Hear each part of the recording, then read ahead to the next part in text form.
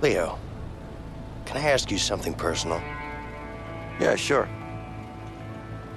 How do you and your wife manage to stay together in this line of work? We've always been together. You know, she knows me better than I know myself. I was 12 when we met at the orphanage. Orphanage? You could say that my parents didn't do their job. I'm sorry to hear that. Don't be. I barely remember them. Besides, I was fortunate enough to have Linda. She was crazy. You know, we used to run away together.